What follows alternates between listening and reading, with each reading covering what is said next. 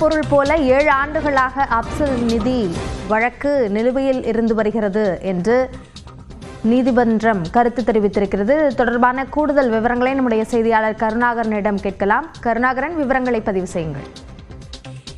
அதாவது 1000 கோடி ஊழல் தொடர்பான வழக்கில் அப்சல் நிதி நிறுவனம் மோசடியில் ஈடுபட்டுள்ளது.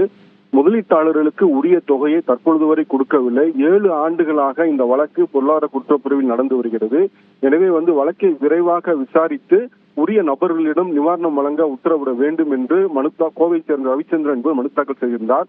இந்த மனுவை விசாரித்த நீதிபதி புகழேந்தி பிறப்பித்த உத்தரவில் ஏற்கனவே இந்த வழக்கில் ஓய்வு பெற்ற நீதிபதி தலைமையில் குழு அமைக்கப்பட்டும் ஒத்துழைக்காததால் கிடப்பி போடப்பட்டுள்ளது. 7 ஆண்டுகளாக இந்த வழக்கு நிலுவையில் உள்ளது. எந்தவித முன்னேற்றமும் இல்லை. மேலும் முதலில் சொத்துக்கள் கையகப்படுத்தப்பட்ட பிறகும் அது எந்த நடவடிக்கையும் எடுக்கவில்லை. எனவே பொருளாதார குற்றப்பிரிவின் வழக்கு விசாரணை கடந்த 7 ஆண்டுகளாக பிரிட்ஜில் வைக்கப்பட்டுள்ள பொருள் போல் உரைநிலையிலே உள்ளது. இது ஏற்றுக்கொள்ள முடியாது.